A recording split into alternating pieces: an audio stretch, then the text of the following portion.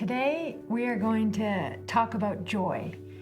And joy to me is a word that is deeper than happy. In our language, they kind of use them interchangeably sometimes, but happy for me relates to my circumstances, and joy is something that's more true, something that can't be taken away.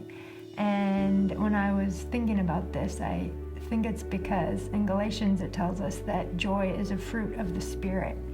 And so since it is a fruit of the Spirit and I have the Spirit of God living in me, I have joy always. It can never be taken away.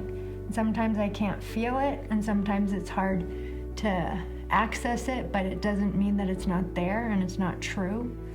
And so today we get to look at Mary and see how she responded with joy when she heard that she was going to be the mother of Jesus. And there's some things about her response that we get to talk about. So our passage is going to be in Luke chapter 1, a couple verses. But before we get to that, Mary had just been told by the angel Gabriel that she was going to have the Son of God. And she did ask a question, and he answered her, but then her response was, "I am the servant of the Lord. Let it be to me according to your word." She didn't know all the details, and she didn't know everything that was going to happen. She was a teenage girl who was just told she was going to be pregnant, and her response was a simple trust and faith. And I think it's interesting because a little bit before, Zachariah and Elizabeth were told that they were going to have a child, and they were having John the Baptist. And Zachariah asked questions too, and then the angel told him that he would lose his speech until the baby was born because he didn't believe. So Mary, in her youth, I guess, she asked a question, but her question was asked in belief. And Zachariah's question was obviously asked in unbelief.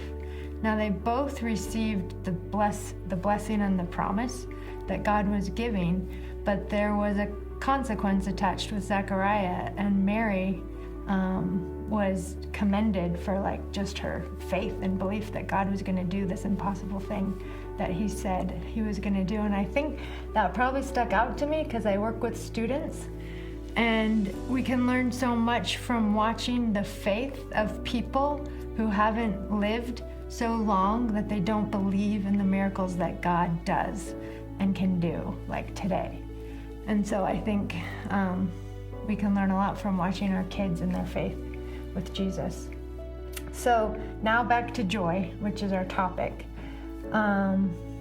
When Mary heard this news, she went to go visit Elizabeth because Gabriel told her Elizabeth was pregnant too. And so as soon as Mary got there, she and Elizabeth greeted each other, and they immediately began praising God and worshiping God together and really honoring him. And Mary says, she does this whole song, but the first part of the song, which is Luke chapter 1, verse 46 through 48, she says, "My soul exalts the Lord, and my spirit has rejoiced in God my Savior, for he has had regard for the humble state of his bondslave." And then she goes on to continue talking about how good God is to her and to their people.